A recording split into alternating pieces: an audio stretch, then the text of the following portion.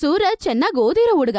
ಅವನ್ಗೆ ಒಂದೇ ಒಂದು ಕನಸಿರತ್ತೆ, ಅದೇನಂತಂದ್ರೆ ಅವರ ಕುಟುಂಬದವರಿಗೆ ಒಂದು ಸ್ವಂತ ಮನೆ ಕಟ್ಬೇಕು ಅಂತ.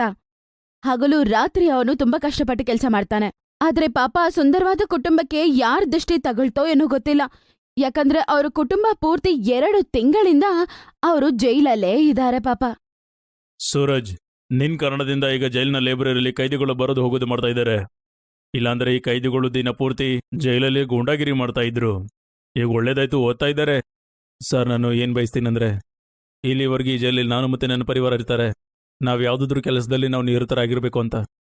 ಹಾಗಾಗಿ ನಾವು ಮರಿಬೋದು ನಾವು ಜೈಲಲ್ಲಿದ್ದೀವಿ ಅಂತ. ನೀನ್ ಮತ್ತೆ ನಿನ್ ಕುಟುಂಬ ನಿಜವಾಗ್ಲೂ ಈ ಎಲ್ಲ ಕೈದಿಗಳಿಗೂ ಮಾದರಿ. ನಿಮ್ಮ ತಾಯಿ ಜೈಲಿನ ಅಡುಗೆ ಮನೆಯಲ್ಲಿ ಪೂರ್ತಿ ಸಹಾಯ ಮಾಡ್ತಾರೆ. ನಿಮ್ಮ ತಂದೆ ಕೂಡ ಜೈಲಲ್ಲಿ ಏನಾದರೂ ಕೆಲಸ ಮಾಡ್ತಾನೆ ಇರ್ತಾರೆ. ಸೂರಜ್ ಒಂದು ಮಾತು ಕೇಳಲ್ಲ? ಸರ್ ಕೇಳಿ ಸರ್. ಸೂರಜ್, ನೀನು ಮತ್ತೆ ನಿಮ್ಮ ಕುಟುಂಬನ ನೋಡಿ ನಿಜವಾಗ್ಲೂ ನನಗೆ ಅನ್ಸೋದಿಲ್ಲ. ನೀವು ತಪ್ಪು ಮಾಡಿ ನಿಜವಾಗ್ಲೂ ಜೈಲಿಗೆ ಬಂದಿದ್ದೀವಿ.